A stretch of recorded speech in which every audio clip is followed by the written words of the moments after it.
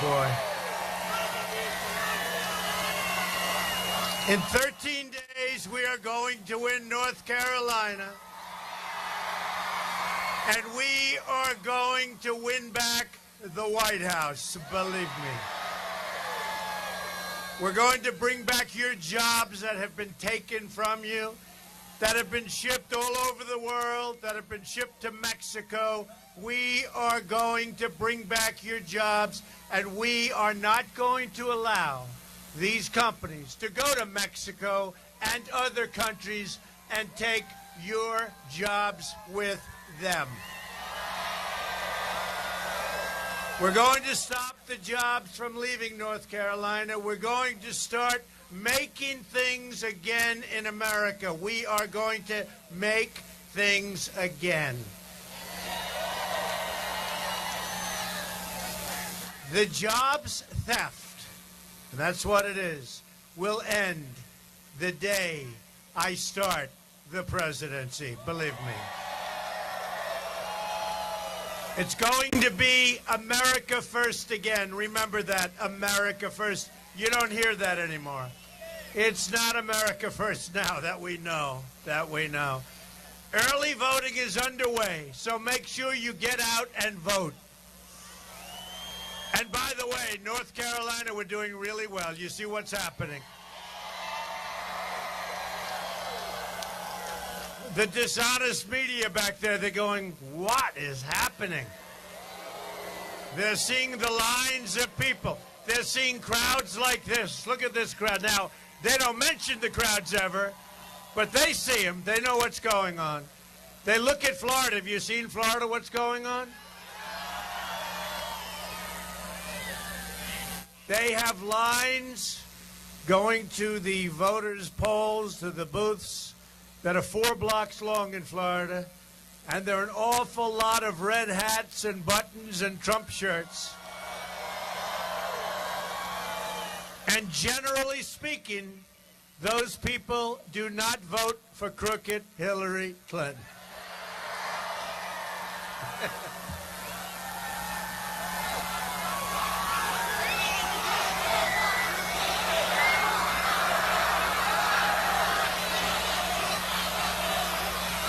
What a group. I love North Carolina. You know, I have a great property near Charlotte, very successful. That means I pay a lot of people. I pay a lot of employees, but I'll tell you what, we have great people. This is a great, great state, and we're going to make it even better. We're bringing back your jobs.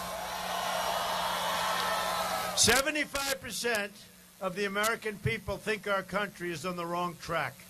That's an easy one to figure, isn't it? We're going to fix it, and we're going to get our country back on the right track, and it's going to happen very quickly. Real change begins with immediately repealing and replacing the disaster known as Obamacare.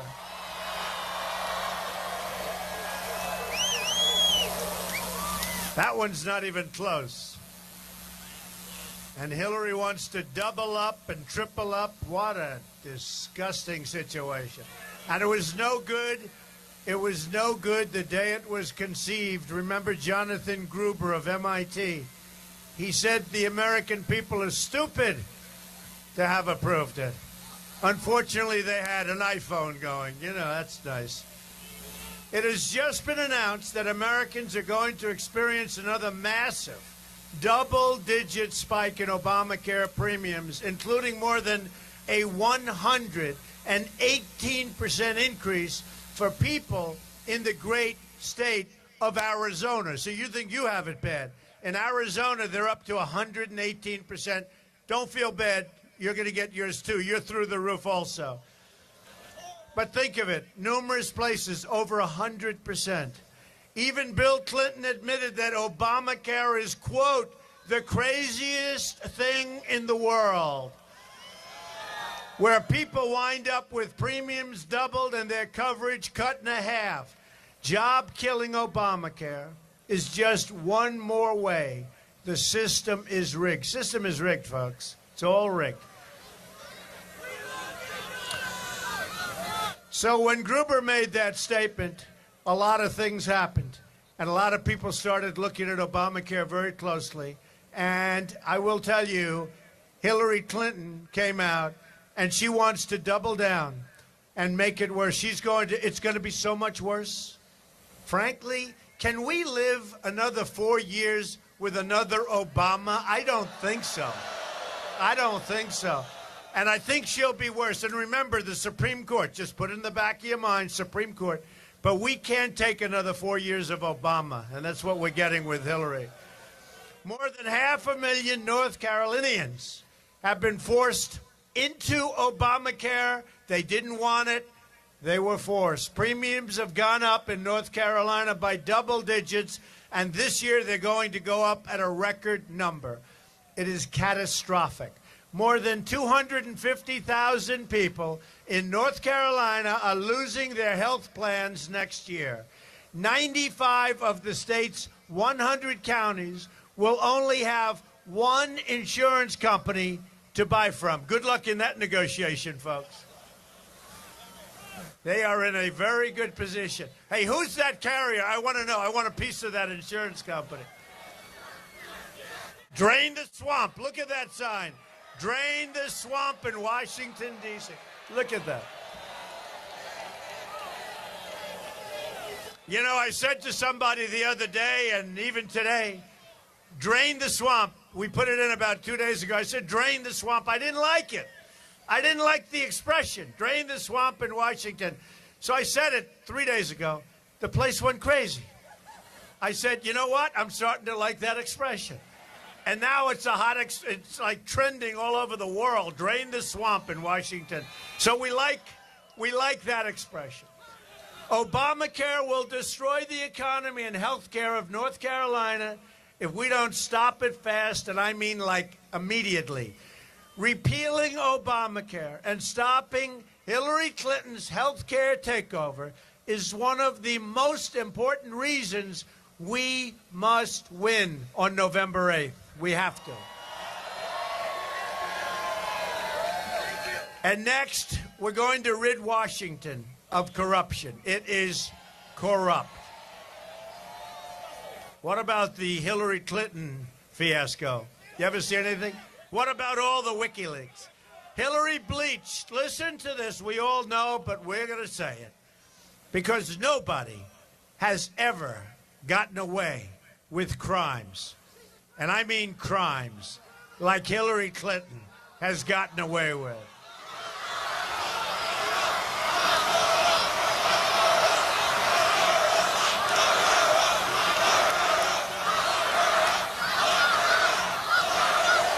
Hillary bleached and deleted 33,000 emails after getting a subpoena. She got a subpoena from the United States Congress. She said, whoa, we have a problem. She deleted and bleached. Nobody bleaches. Sophisticated people said, we've never heard of it. You know why? Because it's such an expensive process. So she deleted and she bleached 33,000 emails. She lied to Congress under oath. She lied to the FBI.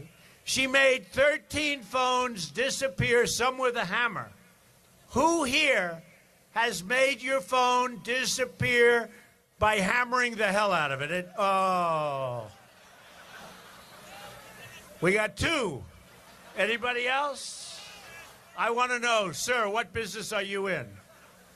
Wait till you find out the business he's in. And remember, with the FBI, she couldn't remember 39 times. Oh, that means 39 lies, right? She couldn't remember 39 times. She can remember other things, but not this. The Clinton crew gave more than $675,000 to the wife of the deputy FBI director overseeing the investigation into Hillary's illegal server.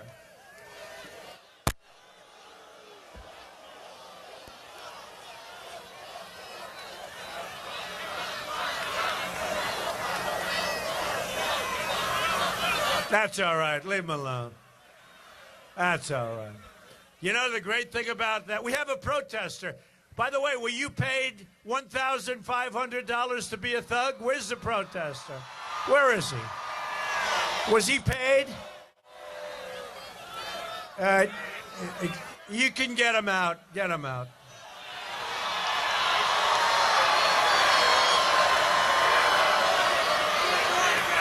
Out.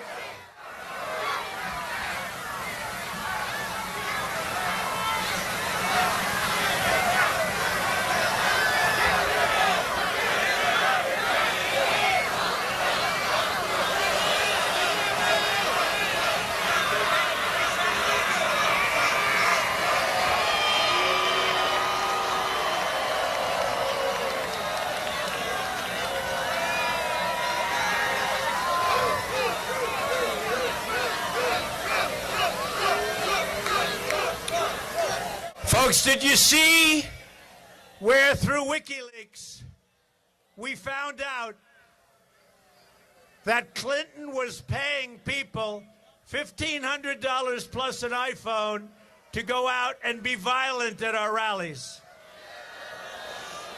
Okay? It's a disgrace. It's a disgrace. But I'll tell you what, they found our people are very tough. They found that out. So we also found out that President Obama, in the emails, knew about the server, even though he said he didn't.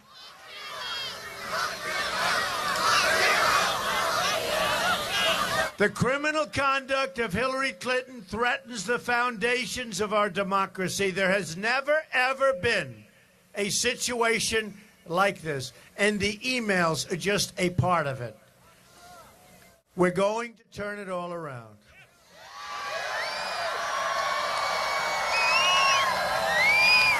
I proposed a contract with the American voter that will give the government back to the people.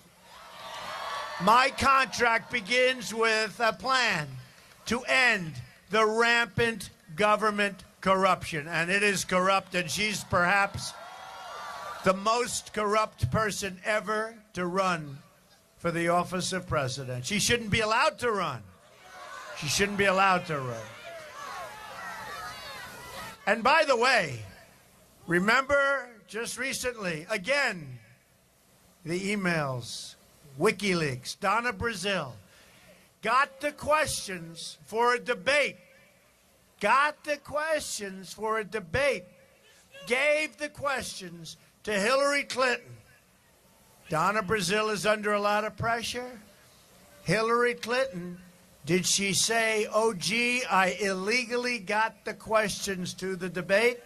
Call up and have a little conference and say, I'm sorry, I'm a very honest person. I can't do this. No. They only found out about it months later.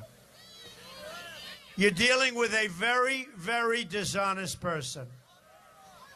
I want the entire corrupt Washington establishment to hear and to hear and to heed the words I am about to say. If we win on November 8th, we are going to Washington, D.C., and we are going to drain the swamp.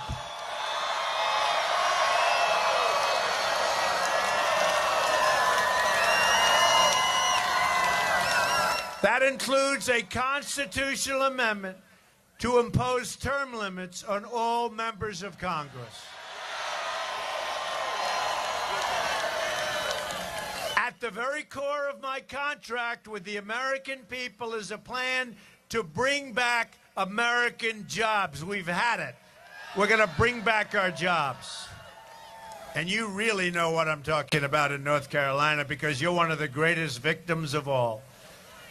We're living through the greatest jobs theft in the history of the world. The greatest, think of that, the greatest jobs theft in the history of the world, not just here. Look at New England. Look at New York State. Look at Pennsylvania and Ohio. Look everywhere.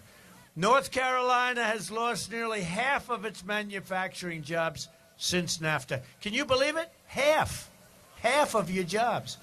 A deal signed by Bill Clinton and supported strongly by crooked Hillary. Remember, every time you see a closed factory or wiped out community, the Clintons really did this to you. NAFTA was a disaster. But listen to this. I always say it looked like a typo. They made a mistake. It can't be possible. We've lost 70,000 factories. Now, I thought they meant 700 factories. Maybe 7,000. We've lost 70,000 factories since China entered the World Trade Organization. Another Bill and Hillary-backed disaster. The trade policies of Hillary Clinton have been devastating for workers, unions, companies, and communities throughout North Carolina. Stanley Furniture moved its production from Robbinsville, laid off 400 workers, and moved their jobs to Southeast Asia in 2010.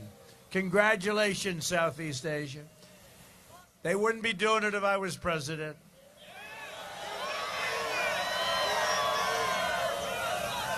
Believe me, when they say we want to send our product, whatever the hell they make, we want to send our product back into the United States. I said, we'd love to have your product, 35% tax. Let's see if you move. They wouldn't be moving.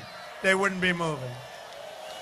They wouldn't be moving, folks, and the politicians could have done that, but most of them are taken care of by special interests and donors, and the other half are stupid people. They don't know what they're doing. Flex Global Operations closed its plant in Charlotte, laid off 255 workers, and moved their jobs to where most of the place goes. They moved their company to a place called Mexico. And that was this year. Daimler Trucks of North America laid off 2,771 workers. That's a lot. In North Carolina, in 2016, after opening a major plant in Mexico. Steelcase Inc. shifted its production to Mexico, laid off 264 workers in North Carolina in 2014. Leviton, I buy those switches. I'm not going to buy them anymore. I didn't realize this. I buy a lot of Leviton switches. I'm not buying them anymore. Closed its light switch factory, laid off up to 200 people, and moved their jobs to Mexico in 2009. Dell closed its plant in Winston-Salem and laid off up to 1,000 employees and moved their jobs to Mexico and other countries. I have a friend who builds plants. He is, I believe, the biggest in the world. And I said, how are we doing? He said, Donald, we're doing fine. How's your company? Unbelievable. I said, how's this country, our country, the country we love? And he loves this country. He's an American. How's it doing? Not good. I said, well, how are you doing? Well, he said, I am building the greatest plants anywhere in the world in Mexico. I said, oh, that's great. That's wonderful. Folks, we're going to turn it around, and it's going to turn around so fast. Okay? It's going to turn around so fast. Under my contract, we will immediately bin, and we have to do this. We have no choice. And it's going to be so much fun. I love this. We will immediately begin renegotiating NAFTA. That has been a one-way highway. The money, the jobs, the plants, the factories leave our country. We get unemployment and drugs. So we get the drugs.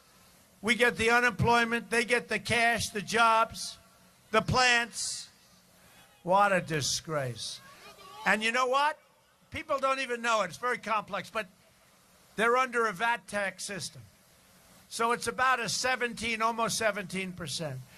So what happens is every time we make a deal, because we have a different system, we pay 17, they pay nothing.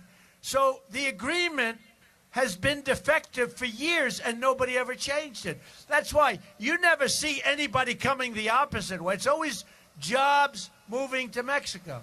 You never see, because it's a defective contract. They signed a defective contract just there. You're at a 17-point disadvantage before all of the other disadvantages kick in. Does that make sense? It's a defective contract, and nobody did anything about it for years. Oh, are we going to do something about it? It's going to be done.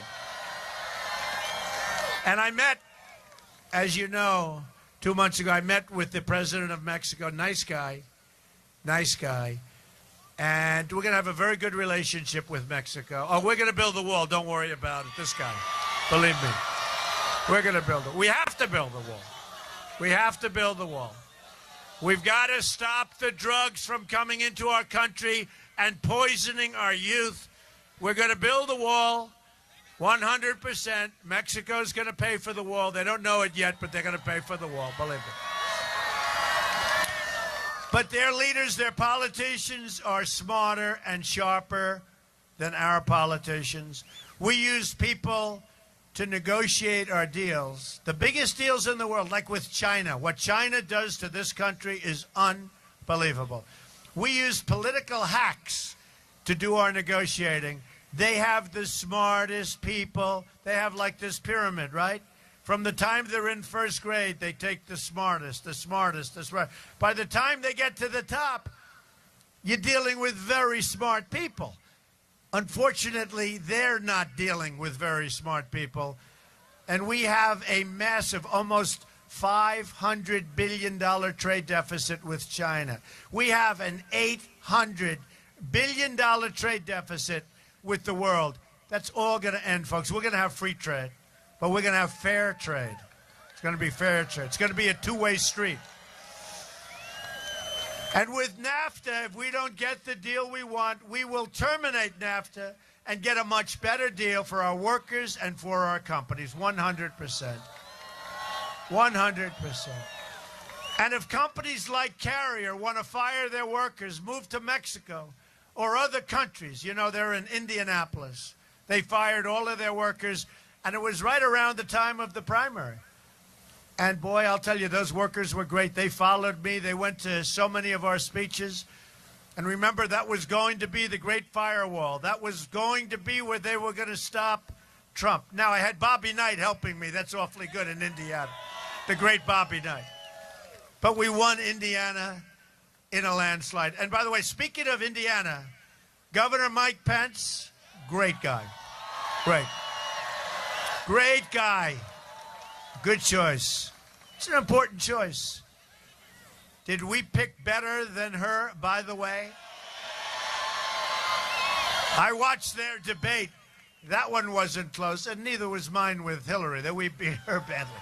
We beat her badly. And you saw Biden today, right? Oh, I'd like to get Donald behind the gym. Oh. I dream about that kind of stuff. You know, Mr. Tough Guy. He's a real tough guy, folks. I would dream about that. So they ship their products back into the United States. See, he ought to be tough like that on trade. He ought to be tough like that on so many other things where we're getting ripped off. He ought to be tough like that in dealing with the Veterans Administration because our veterans are being treated so unfairly.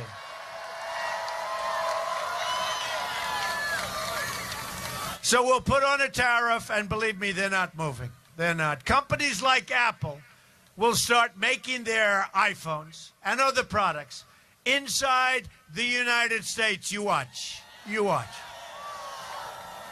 You watch. Everything's in China and Vietnam. I mean, you know, they say Apple. Isn't that wonderful? But they make everything outside. They will start making product, and so will other of our great countries. We will get companies to make product inside the United States. Wouldn't that be nice? And by the way, no shipping, no this. I mean, there are a lot of advantages, but we're going to get it. As part of our plan to bring back American jobs, we will lower taxes on our businesses from 35% down to 15%, going from the highest taxed nation in the world to one of the lowest. I'd like to make it the lowest, but you can only go so far. Maybe someday. We will be a rich nation once again. We will put so many people back to work. But to be a rich country, we must also be a safe country. Crooked Hillary Clinton unleashed ISIS and unleashed death and suffering across the Middle East. And now the terrorism is spreading into our country. She wants, in her words, to have totally open borders, which would destroy America's middle class and, by the way, destroy our country when you have open borders. You know, 600,000 people could be, if you look at it, the kind of numbers that they're talking about, millions more African-American incredible workers will be put out of work. They are so badly affected by the policies of Obama and Clinton. And I don't even know if they realize what they're doing. Hillary wants to increase Syrian refugees by 550% coming into this country. That's on top of the thousands and thousands and thousands already coming in. And these are people we have no idea who they are, where they come from.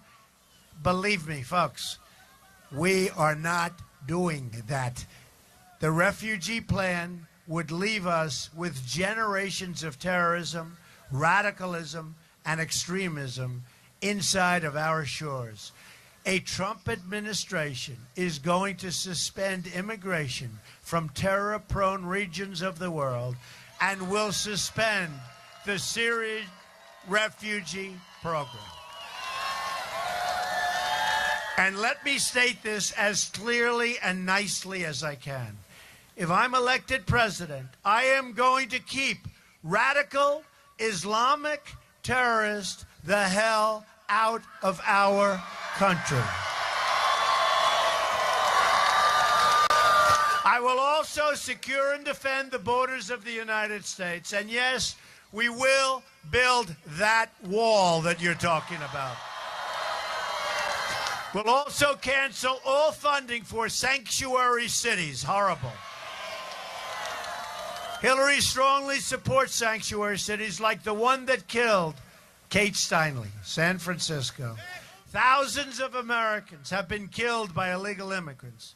In January of last year, Grant Ronebeck, 21 years old, magnificent young man, was working at a convenience store in Mesa, Arizona, when he was viciously murdered in cold blood, shot point blank by an illegal immigrant with a long and vicious criminal record. People said, please don't let him into society. They did. He killed Grant violently. Another American murdered in cold blood was 25-year-old Spencer Golvac. He was sitting in his car at a stoplight after dropping off his girlfriend on his way home.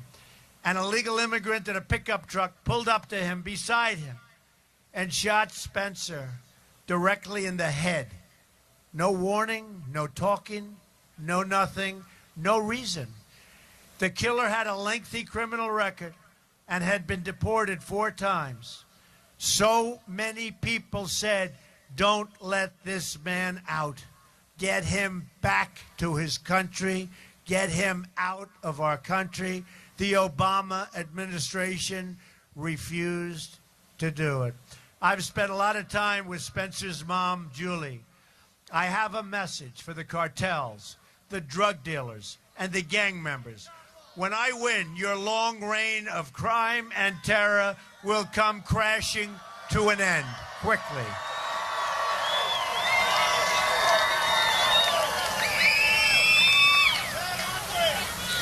And we have to pay tribute to our great people in law enforcement. These are great people that are having a hard time right now. And they know where these people are, by the way. When you hear the gang members, the drug lords, all of these, they know. They can tell you in 1 minute who should go, who doesn't have to go. They know. We got some bad ones. We'll also rebuild our badly depleted military. We have the greatest people in the world. But we have a badly depleted military. And we can't beat ISIS. Can you imagine Mosul, right? Mosul. I've been saying this for a long time. And, you know, somebody like Hillary Clinton said, well, he says he doesn't want to go into Mosul. Look, folks, first of all, Mosul was already captured. It was the way we got out of Iraq. We shouldn't have gone into Iraq, and we shouldn't have gotten out the way we got out. But that's why we're going in now a second time. But why can't we do it, like, secretly, right? Why can't we do this quietly? I've been reading about we are going to attack Mosul now, and you have too, for 3 months. And I'm saying, you know, the element of surprise, right? Right? General George Patton, the element of surprise. He didn't talk. He got the job done. Even after he got the job done, he didn't talk. He didn't want to talk to anybody. The reporters wouldn't like him very much. He was a little rough with reporters. You know, these are the most dishonest people. I'm telling you, these are the most dishonest people on earth. And they are going crazy because they put out these phony polls, and then the real polls come out. So today, Bloomberg has a poll. They're very disappointed. Trump is up in Florida by 2 points. And the lines are a lot more than two. Even 2 points is, forget it. The lines are through the roof. Same thing's happening here. You see what's happening here. The lines, those beautiful, beautiful lines, right? It's happening all over the country, happening all over. But they're very dishonest people. General George Patton was rough. He was a rough guy. But his people would die for him. But he was a great general. He wouldn't give notice, we are going to Mosul in 3 months. We will attack. We will attack. And some clown from some institute came out today. Why is Donald Trump saying that about Mosul? Hey, folks, I will put my thought process against these people anytime. He's saying it's okay the way they did it. Well, it's turning out, I just saw it on television, it's turning out that Mosul is very, very tough to get. And the reason they wanted to get in is because the leaders of ISIS, they felt, were living in Mosul. But here's the thing. They were supposed to be the JV, according to Obama, remember? They started out as a little group, a little band of men, in this case men. They started out as a little band of men. The JV became a horrible, horrible worldwide threat. And now they are ensconced in 32 nations. And then I hear Hillary Clinton, who I call a very low-energy person. She's going out. No, she's going out and saying, what does Donald Trump know about this? Look, folks, when you're looking to take out the people that are leaders of ISIS and they're ensconced in Mosul, you don't announce it 3 months before you attack. You use the element of surprise and you knock the... You say it. What's the word? And you knock the hell out of them. Boy, oh boy, what a bunch of amateurs. We have amateurs in the White House. We have amateurs as leaders. And honestly, I think there's so many things. You could, whether it's the horrible trade deals, the loss of these jobs. We have no growth in this country. You see that. You see the numbers. Our jobs numbers were announced last week. They were anemic. Anemic. No matter what we have, our military is depleted. Our vets aren't taken care of. We have stupid people leading this country. They're stupid people. You know, I'd like to use another word. I went to an Ivy League school. I was a very good student. But there's nothing better than the word stupid to describe these people. I mean, there's just no better word. I know many words. But we're going to change that. North Carolina will be a major part of this rebuilding effort, with new advanced fighters flying from Seymour Johnson Air Force Base.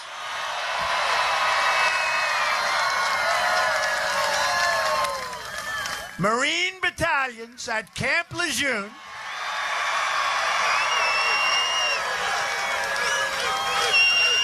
And here's a place that a few of you may have heard of.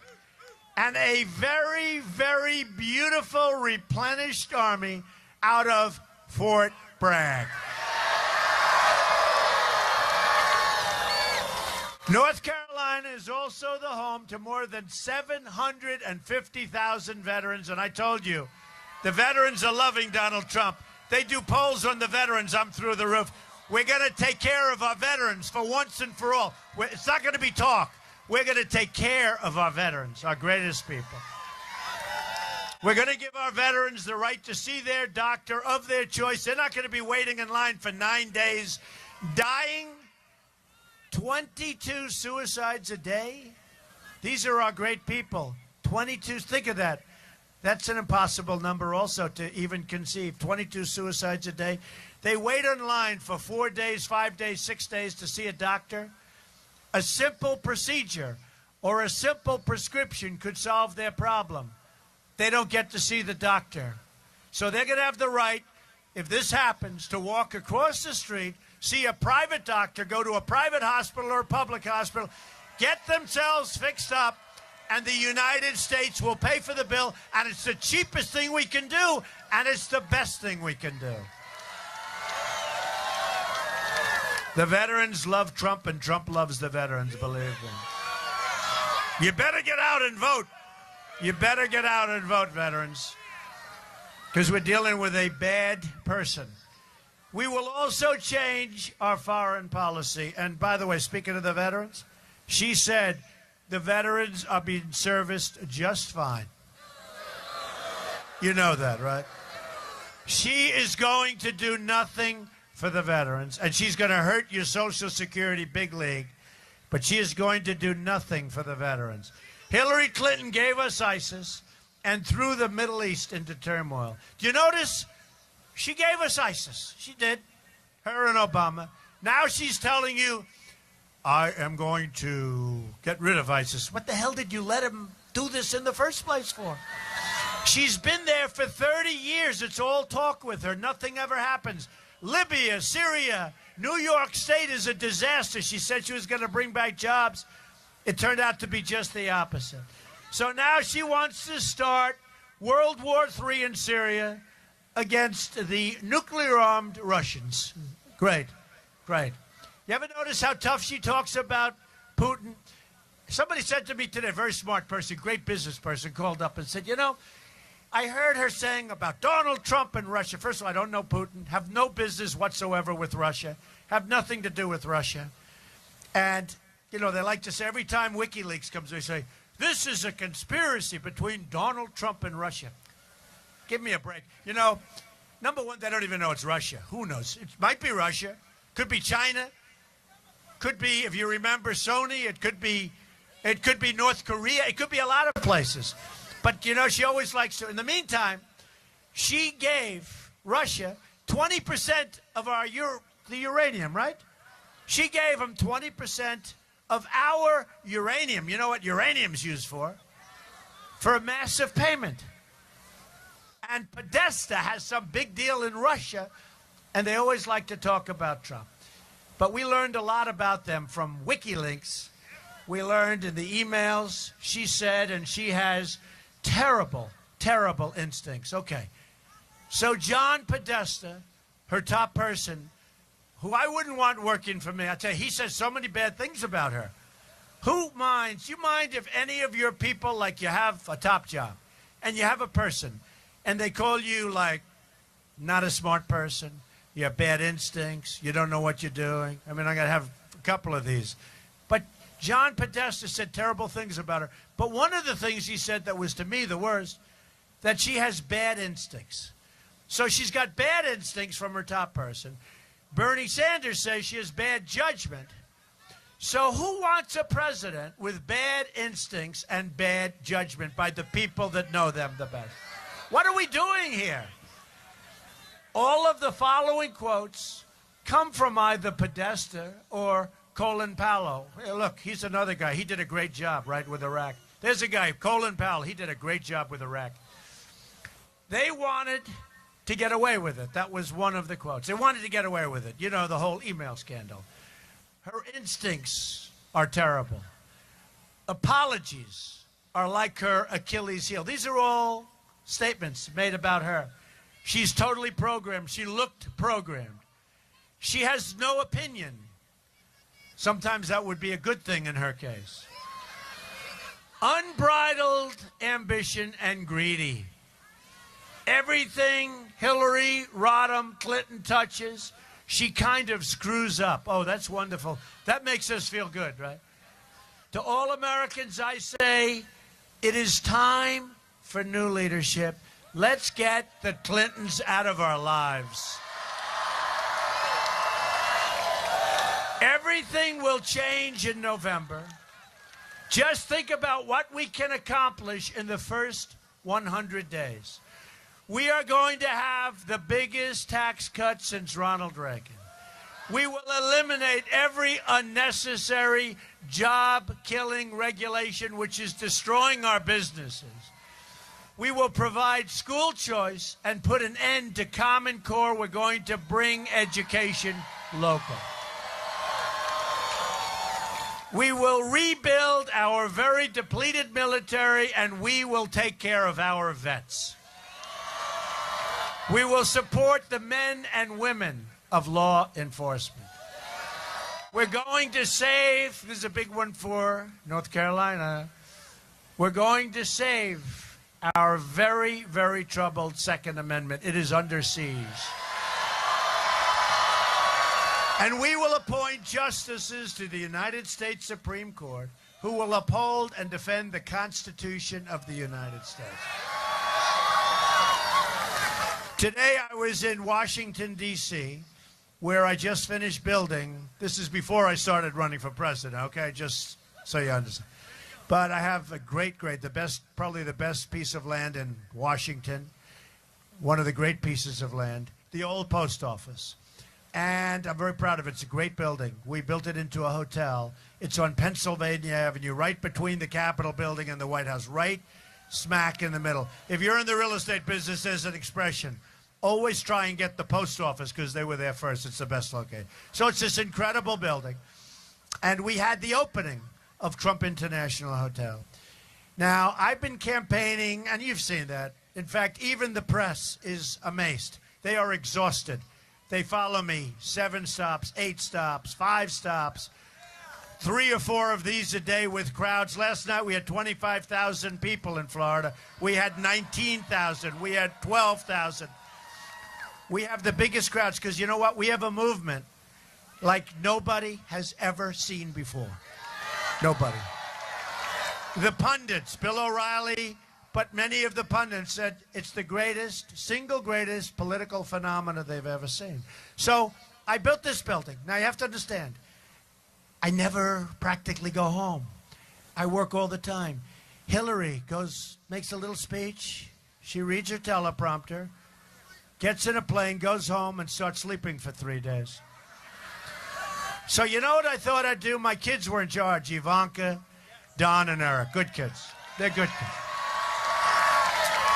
So I thought I'd take an hour or two and run in and cut the ribbon with them at the building. To show you how low she is, she comes out and says, Donald Trump took time off from the campaign to open a hotel. Okay. Now, she'll do one stop. I'm telling you, she wants to sleep all the time. This is not what we need. This is not what we need as a president. She's a very low-energy person. I saw it in the last debate. I think she did very poorly in the last debate. And then she was so exhausted she barely made it to the car. That's not what we need to negotiate with China. Okay, that's not what we need. But she said I took time off. And I'm saying to myself, isn't that a terrible thing? Where we're out working her, many, many more stops, many more everything. Don't go home. She's home all the time. She takes many days off. And then she said that. Then she said, I used illegal immigrants to build the building. Except I didn't use one.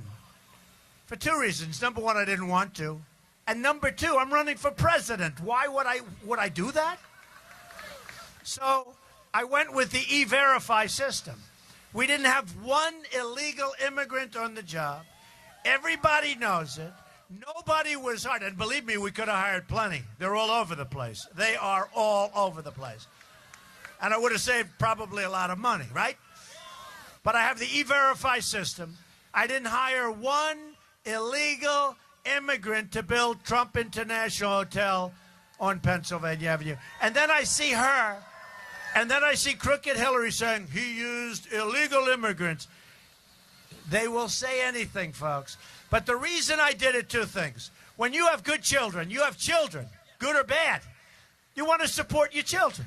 My children worked very hard on that project.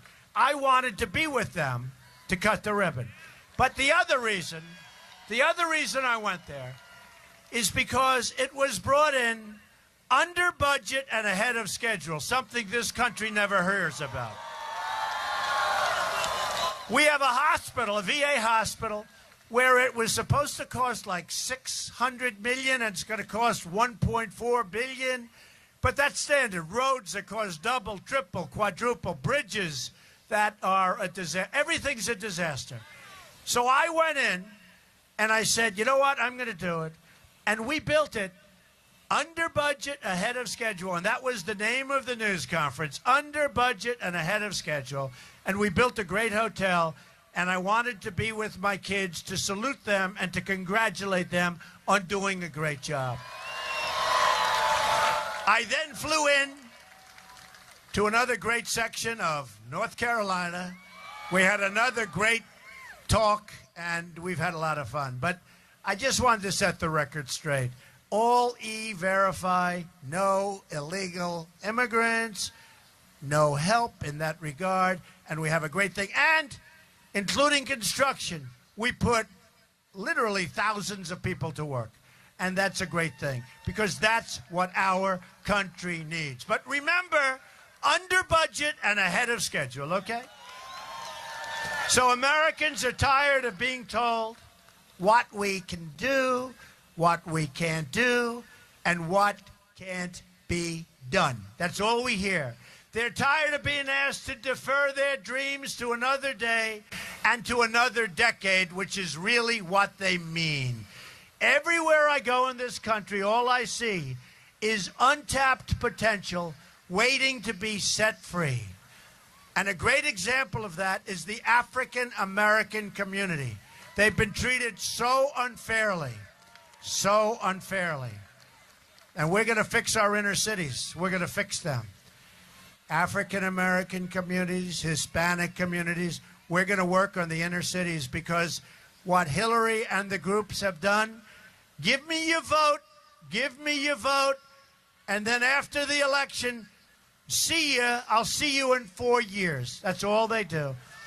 We're going to fix our inner cities. We're going to bring jobs back to our inner cities, and safety back, and education back to our inner cities.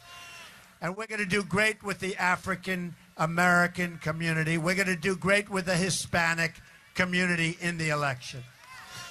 But we will never realize that potential if we continue putting our faith in a broken political system that has let us down time and time again. Let's close the history books on the failures in Washington, and let's open a new chapter of success and prosperity. I'm asking all Americans to join me in dreaming big. Remember when we used to dream big? We don't dream big anymore. We want big, bold dreams for our future. I'm going to fight for every American in every part of this nation. I'm going to fight for every person in this country who believes government should serve the people, not the donors and not the special interests. I'm going to fight to bring us together as one great nation. We are a divided nation right now. Just imagine what our country could accomplish if we started working together as one people under one God, saluting one American flag. Just think about it. Once again, we will have a government of, by, and for the people. Together, we will make America wealthy again. Together, we will make America strong again. Together, we will make America safe again. And we will make America great again. Thank you very much. Get out and vote. God bless you, everybody. God bless you. Thank you.